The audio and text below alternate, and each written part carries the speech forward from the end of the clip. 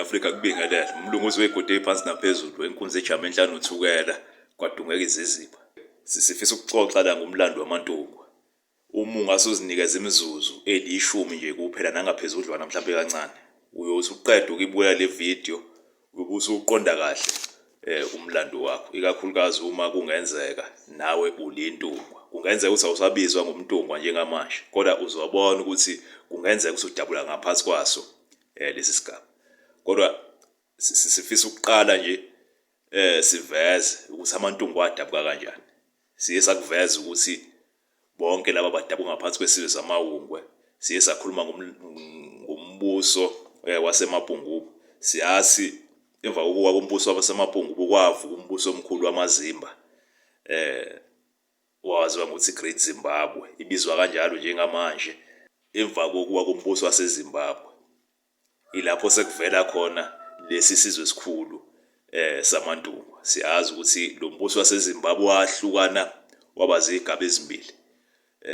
Kwaba khona umbuso wabatungwa noma amatokwe, kwase kuba khona umbuso owaziwa kakhulu owabangaphansi kwenkosi enkulu ayibizwa ngokuthi uNyatsimba Mutota. Ngaphansi kaNyatsimba Mutota umbuso omkhulu owaziwa ngokuthi Mwene Mutapa, umbuso wamandaba. Abaningi ke nje basiye saxoxa ngomlando wethu bayazi masikhuluma ngamandaba sikhuluma ngawo amabhubesi. Kodwa amantungwa adabuka ngaphansi kwalesi sigaba sombuso wabatokwa noma amantungwa. Siyazi ukuthi leli gama liqhamuka egameni elisha amanzi adungekayo omdungwa laba. So ke siyathola ukuthi lo mbuso wawubuswa noma waqaliswa inkosi enkulu ayibizwa ngokuthi uMadabane. uMadabane uyo waziwa ngomntungwa. Umntungwa uqala lo esizwa ngaye uMadabane. Uma ungalihlakaza leli gama uzama ukulibheka ngokolwimi lwethu lwesintu, uzothola ukuthi leli gama elithi Madabane liqhamuka egameni elithi uMatsuwana lo. Basazi ithuwa ushilanga, so uMatsuwana umalangana. So ke uzokwazi uma kuwukuthi lapho ukhuluma ngeinzalamizi zakho nawe uyayuthi udabwa ngaphansi kaMalangana, usuyazi uMalangana wakubani, umntungwa uMadabane, uMatswane. So ke uzothola ukuthi ngaphansi kwalesi sigaba sale nkosi enkulu yamantungwa kuqhamuka isizwe sabaTswana. Kula sizoxoxa ngakho ukuthi sidabuka kanjani lesi sizwe sabaTswana, okuwukuthi kususela kulona leli gama elithi uMatswana. So waza labaTswana, abaTswana ababe sebaziwa ngokuthi abaTswana kususela igama elisho ukuthi Matswana. So ke kungakho uzothola nasebukhosini ngisho nalapha kwaZulu kuyaye kuthiwa izingane ezizalwe ebukhosini kuthiwa abantwana. abaTswana, abantwana labo, ama-prince. So isizwe sama-prince abaTswana. Njengoba sazi kukhona isizwe kuthiwa abaTswana njengamanje. Kodwa siyazi ukuthi kuthiwa lo mbuso ihlala lenkosi lakhona lalaziwa ngokuthi isebuthwa. Isebuthwa.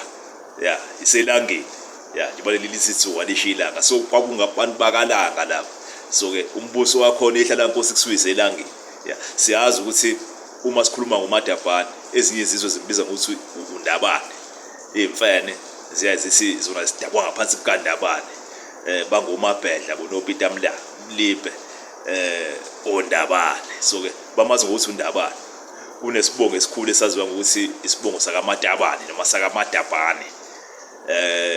Abazibiza ngokuthi bangomntolo. Siyazi ukuthi uMadabane wayebuyaziwe ngokuthi ishoko leli ncube. So wayedabwa ngaphansi kwesigaba samashoko.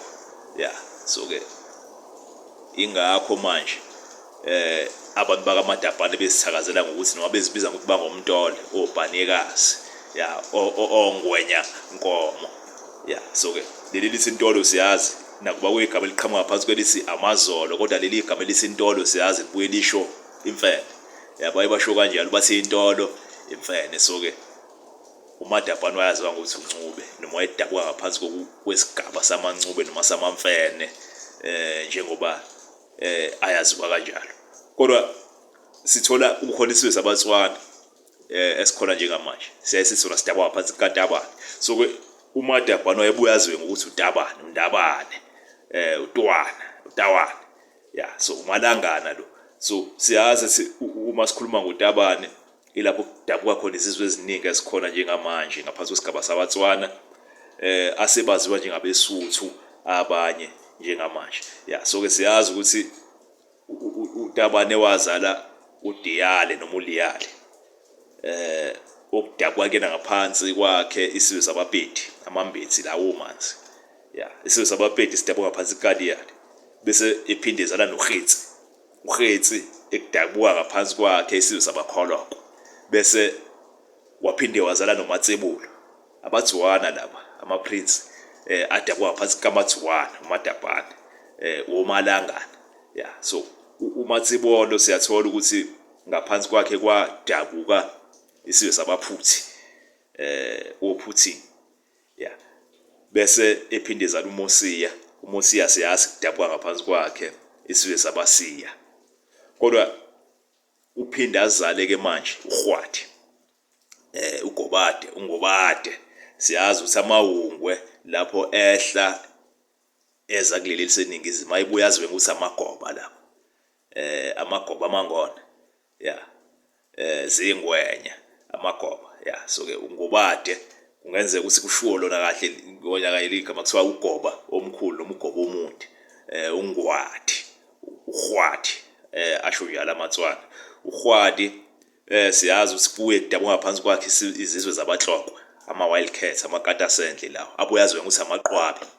Yeah, amaqwabi, amakata-sendle, so ke adabuka ngaphansi kukaGwadi. So uNgwadi siyazi bebuya aziwe ngokuthi uNgwane, ingobane le, ingobiyane. Siyazi ingobiyane imfene abaye bathi inkawu.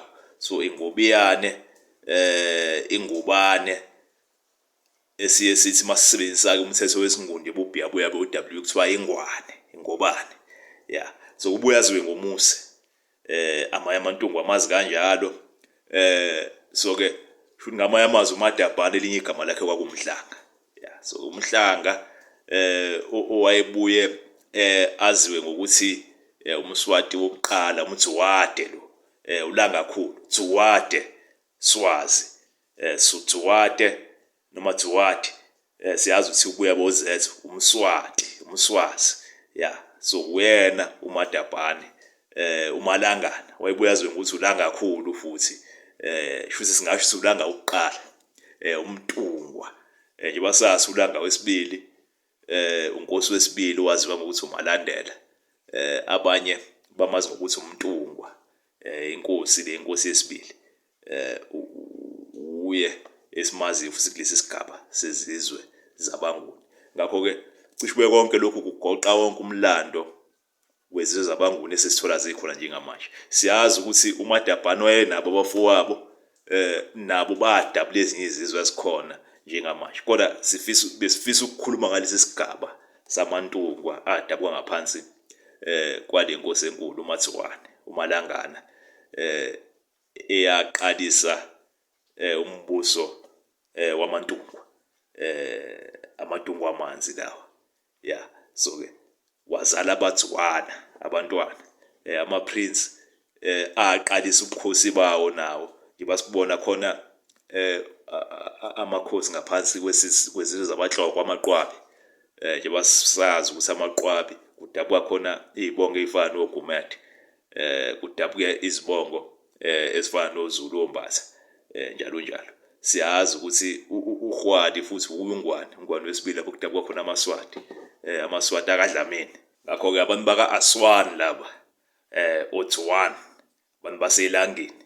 Yeah, njengoba sazi sikusukela le emuva ezizweni zakoGibhithe bibaziwa kanjalo. Siyabonga kakhulu Mzansi neAfrika.